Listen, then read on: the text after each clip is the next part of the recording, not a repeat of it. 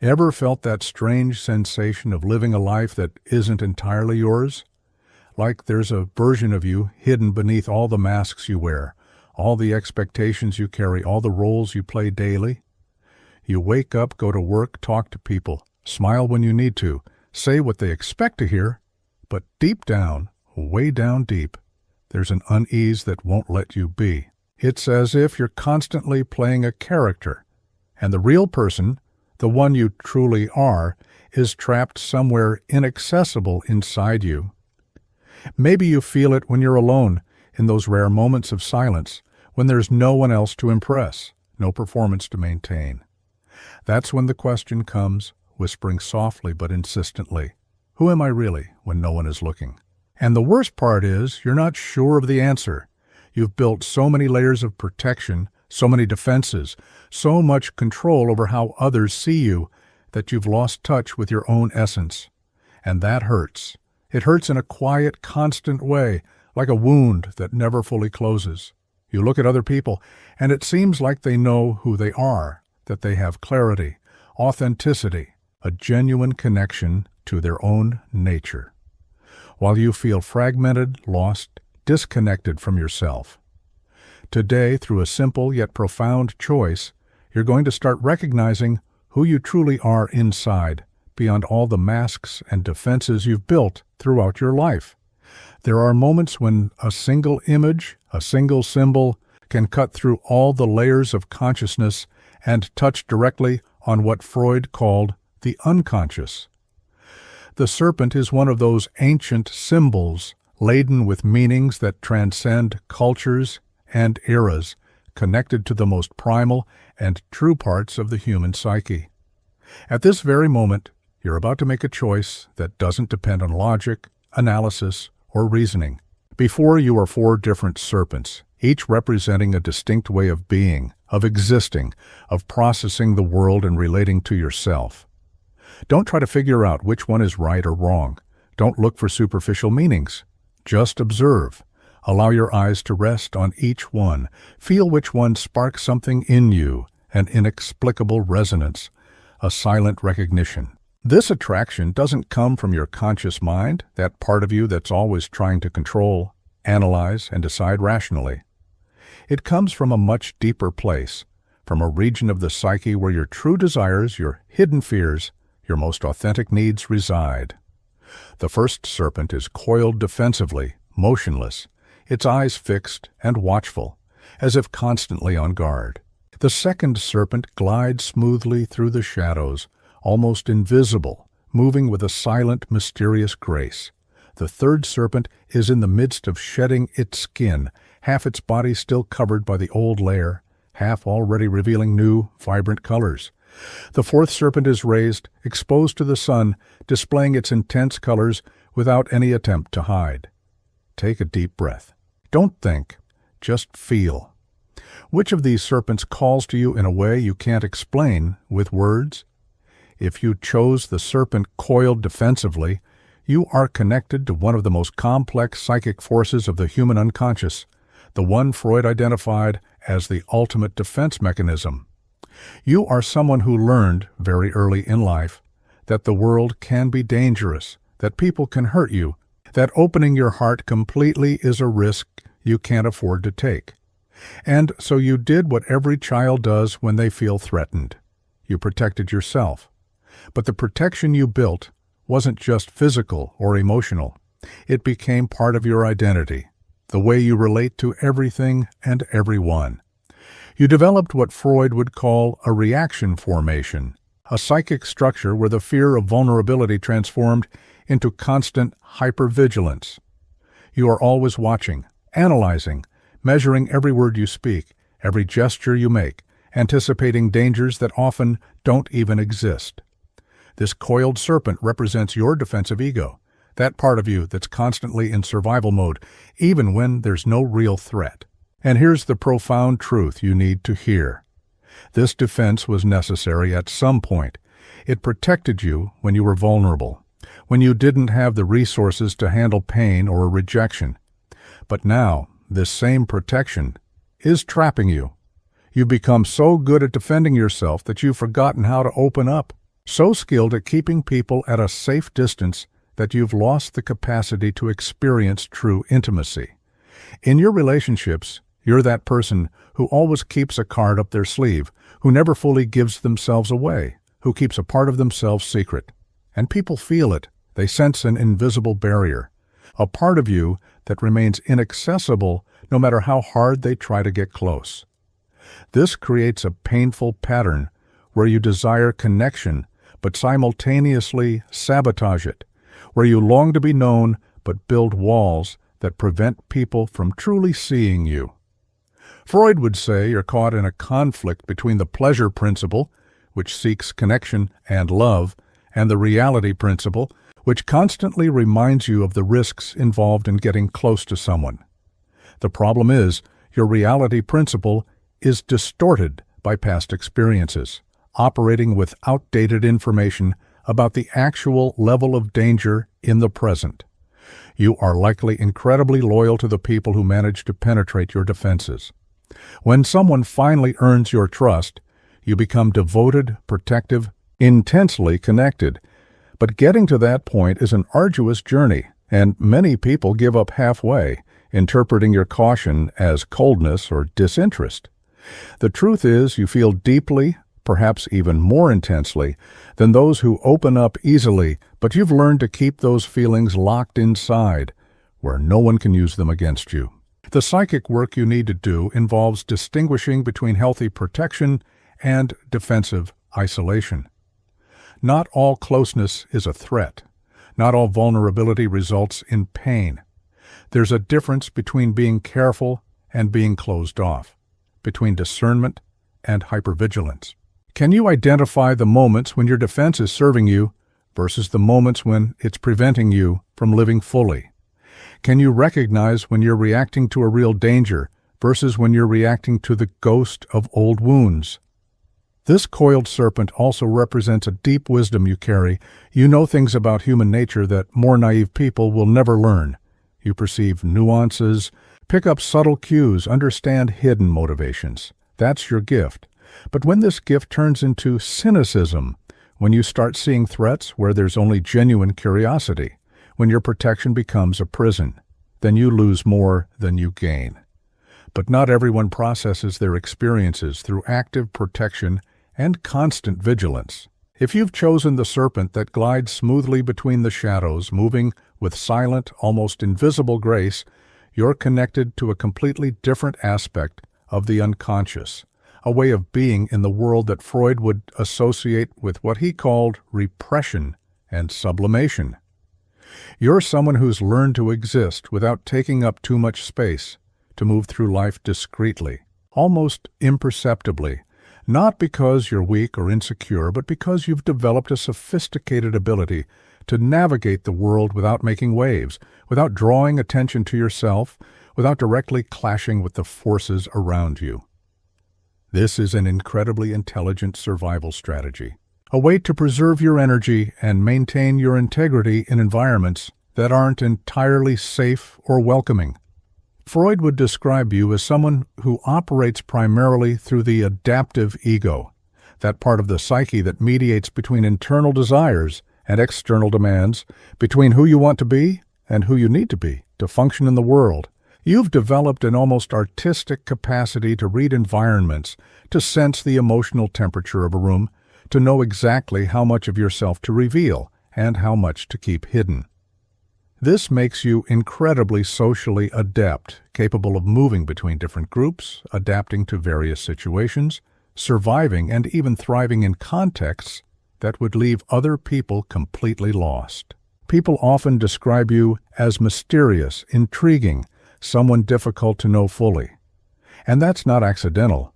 You cultivate this aura of mystery because it protects you, because it gives you power, because it keeps people sufficiently interested without forcing you to reveal parts of yourself you'd rather keep private. There's something profoundly feline in your way of moving through the world, a silent elegance, an economy of gesture, a presence that's felt even when you're not actively seeking attention. But here's the hidden challenge in this way of being. By becoming so skilled at adapting, at camouflaging yourself, At slipping through the shadows, you risk losing touch with who you truly are when you're not adapting to anyone. Freud would speak about the danger of over-identification with the adaptive ego, where you become so good at being what others need that you forget who you are when no one is looking. Have you ever stopped to wonder how much of you is authentic and how much is carefully calibrated performance? Can you distinguish between your true preferences and those you've adopted because they make navigating the world easier? In your intimate relationships, this pattern creates a peculiar dynamic. People are drawn to your mysterious presence, to the feeling that there's always more to you than is being shown. But as they try to get closer, they discover you're hard to pin down, that you always seem to be a step ahead or a step behind, never fully available, never completely present. Not because you don't want connection, but because you've developed a mode of being where partial invisibility has become your comfort zone. There's also a tendency toward sublimation in you. Freud used this term to describe the process of transforming primitive impulses and desires into socially acceptable forms of expression. You likely channel much of your emotional intensity into creative, intellectual, or spiritual pursuits. Instead of expressing your needs directly, you transform them into art, into thought, into quiet action. This can be incredibly productive and even therapeutic, but it can also become a way of avoiding necessary confrontations, of sidestepping difficult conversations, of circumventing conflicts that need to be resolved. The shadow of this silent serpent is the risk of becoming so adaptable that you lose your substance, so flexible that you no longer have your own structure. You need to ask yourself, in which areas of my life am I genuinely present, and in which am I just gliding, observing, keeping my distance?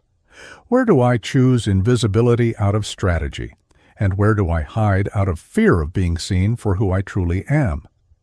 The path of growth for you involves learning when it's time to step out of the shadows, when it's necessary to occupy space, to make noise, to make your needs visible and non-negotiable. Not every situation requires adaptation. Sometimes psychic health demands resistance, confrontation, the willingness to make waves even if it generates discomfort. And still there's another psychic force at play, radically different from the previous two. If you've chosen the serpent that's in the midst of shedding its skin, half its body still covered by the old layer and half already revealing new vibrant colors, you're connected to what Freud would describe as the fundamental drive for transformation and psychic growth. You are someone who lives in a constant process of becoming, always between who you were and who you are becoming, always in the midst of a metamorphosis that is never fully complete. This makes you a deeply dynamic person, but also someone who lives with a certain existential instability, a sense of never being entirely comfortable in any version of yourself. Freud would speak of you as someone dominated by what he called the life drive, or eros, that fundamental force that propels us toward growth, expansion, and increasingly complex connection with ourselves and the world. You can't stand still. Stagnation scares you more than uncertainty. You prefer the discomfort of an ongoing transformation to the security of a fixed identity. And this puts you in a unique and challenging position. While other people build their lives around stability and predictability, you are constantly deconstructing and reconstructing who you are. In your relationships, this creates a particular complexity. Those who love you need to accept that you won't be exactly who you are today, tomorrow. You are always exploring new ideas, new interests, new ways of understanding yourself and the world. This can be exciting and inspiring for those who value growth and evolution, but it can be deeply destabilizing for those who seek constancy and predictability. Have you ever heard from partners or friends that it's hard to keep up with your changes, that they've barely gotten used to one version of you before you're already morphing into another? That's not a flaw in you. It's simply the nature of your psyche, the way your subconscious processes, experiences, and seeks meaning. The challenge here is that the process of shedding your skin, while necessary for growth, is also painful and vulnerable. When a snake is sloughing off its old skin, it's temporarily blind and exposed, unable to defend itself properly. You know this feeling well. Those periods in life where you're leaving behind old beliefs, identities that no longer serve you, relationships that have become constricting. It's a process that requires tremendous courage, but it also leaves you temporarily fragile, questioning who you are, feeling like you've lost your old moorings before new ones have been established. Freud would say you live in a state of productive tension between the ego, which seeks to maintain some coherence and continuity in your identity, and the id, which constantly pushes you toward new experiences and ways of being. This tension can be creative and energizing, but it can also be exhausting. Have you ever found yourself wishing you could just know who you are once and for all, have a stable identity, not have to constantly question and rebuild everything? That desire for stability is understandable, but it can be dangerous for someone with your psychic makeup. If you try to force a fixed identity onto yourself, you'll essentially be betraying your own essence. You weren't built for rigidity, you were built for continuous transformation. The work isn't to stop changing, but to learn to change with more awareness and less turbulence. There's also within you a tendency toward what Freud would call successive identifications. You've likely gone through different phases of life where you strongly identified with different groups, ideologies, lifestyles, even different aspects of your personality.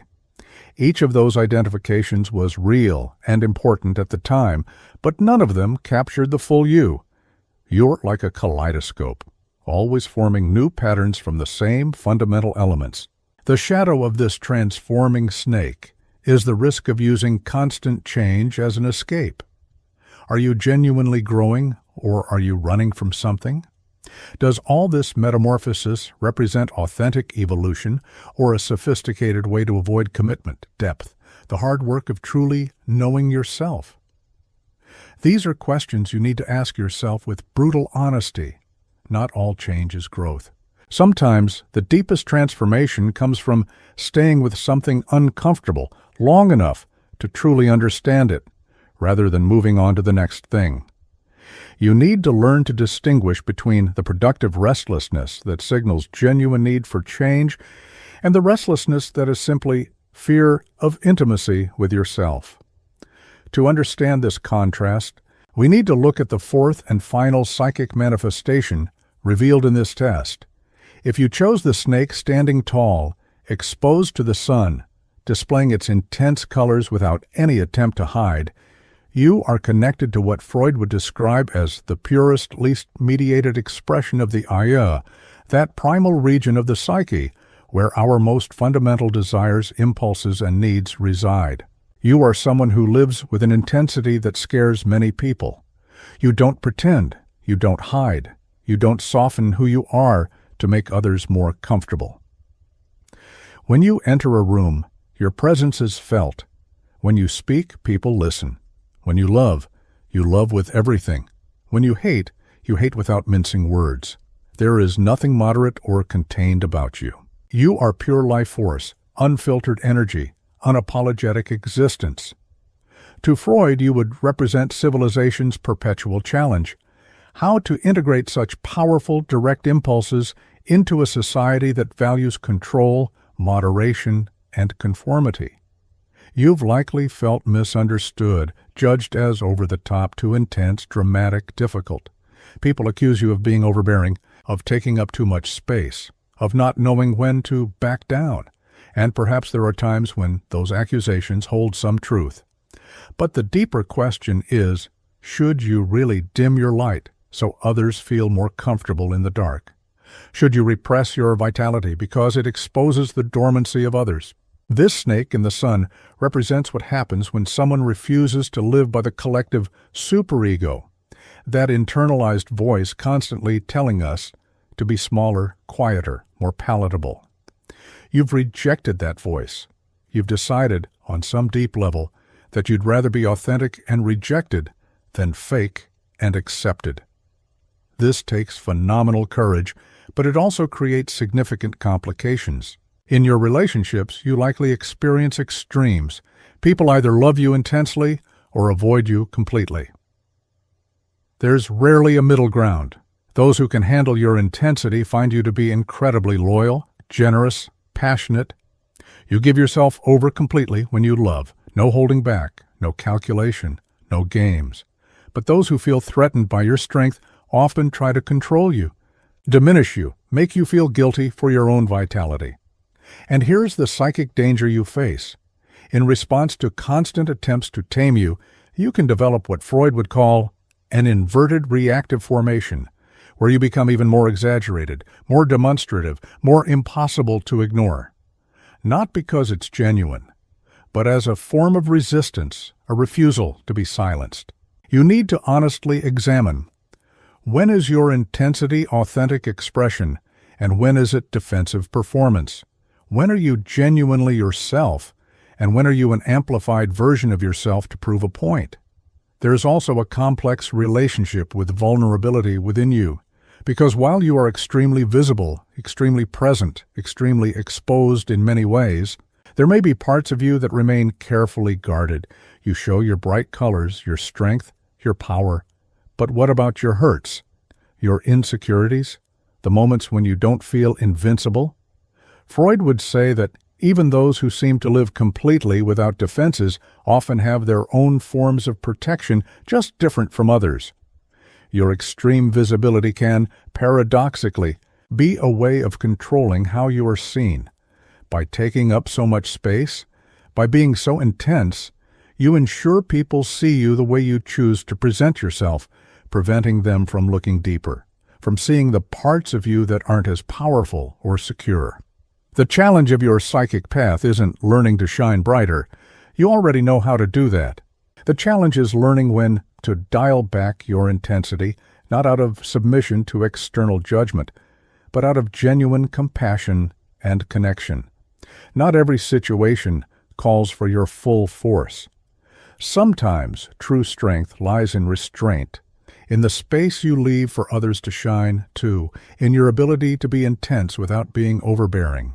You need to develop what Freud might call a more sophisticated ego, capable not of repressing your nature, but of expressing it in ways that honor both your needs and the needs of those you love. This isn't about becoming smaller, it's about becoming more nuanced, more aware of your impact, more skilled at calibrating your energy for different contexts and needs. The serpent in the sun also carries profound wisdom about authenticity. In a world where everyone wears masks, where fakery is the norm, you refuse to play that game. And that has immense value. You remind people what it means to be truly alive, what it means to feel without filters, to exist without apology. You make people uncomfortable because your presence is a silent accusation against the lukewarm lives many have chosen out of fear or convenience. All these choices, all these serpents, reveal deep aspects of your unconscious, fundamentally different ways of processing experiences and being in the world. Freud would spend a lifetime trying to convince people that there isn't one single right way to be human, that each psychic structure carries its own gifts and its own shadows.